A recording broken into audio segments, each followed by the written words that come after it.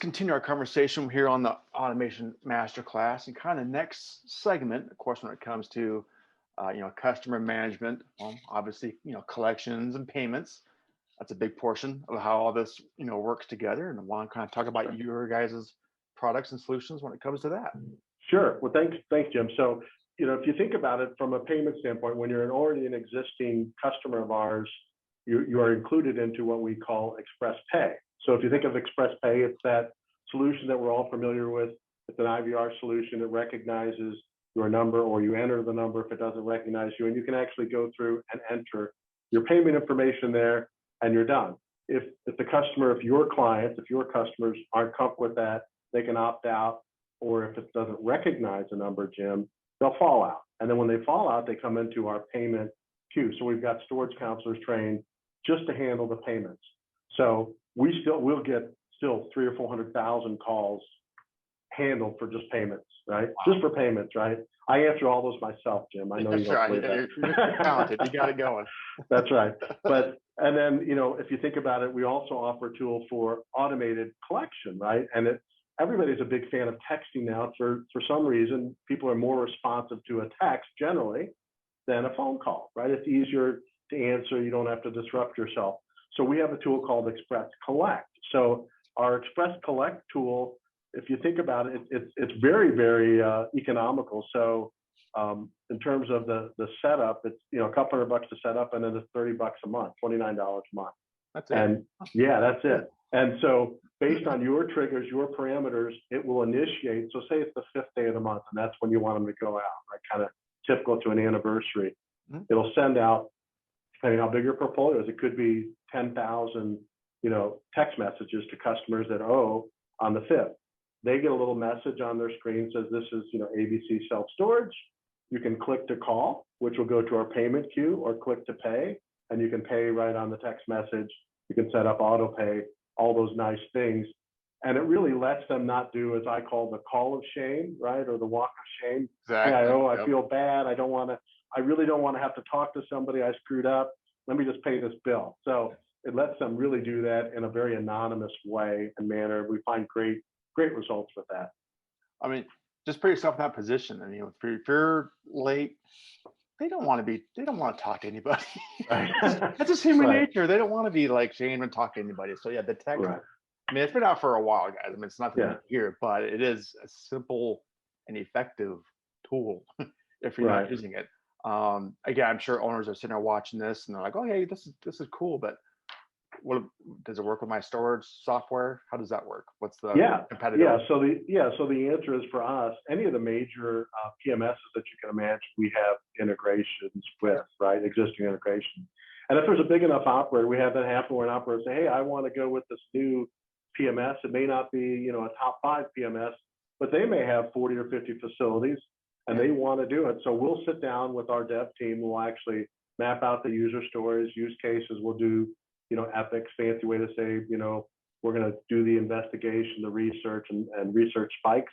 And then it gets programmed into our development cycle, right? It gets a prioritization and we go through in development. And I think that's one of the things that I'm sure the other team has talked about.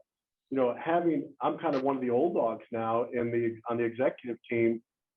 Mike and Robert are really the only ones that have been here longer than me at this point on the executive team. And when I started 7 years ago almost, there was 4 developers. 4. Wow. Now there's about 26 developers. And so it's pretty impressive. And it's amazing the stuff that we are able to do.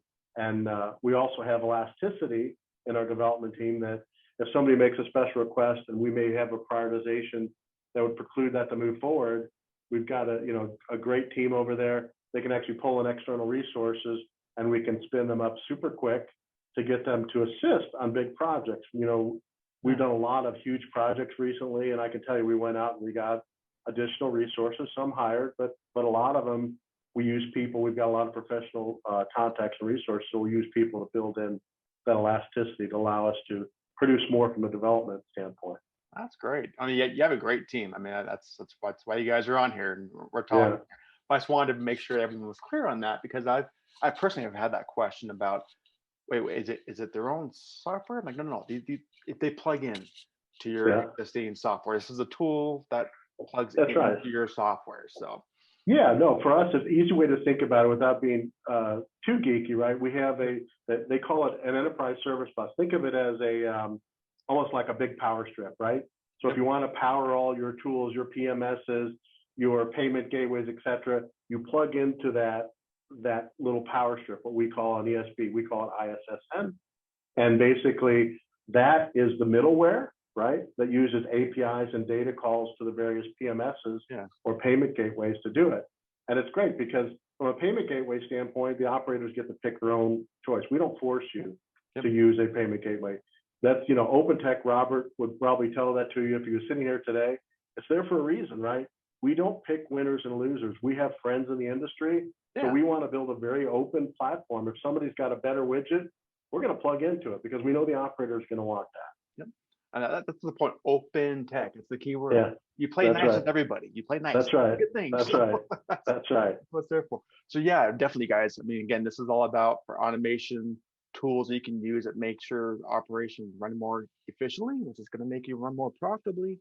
Having these kind of collections and payment tools, that's, like I said, it's a simple thing. They plug in, you just kind of have a little quick chat, go over the parameters, plug it in, they're good.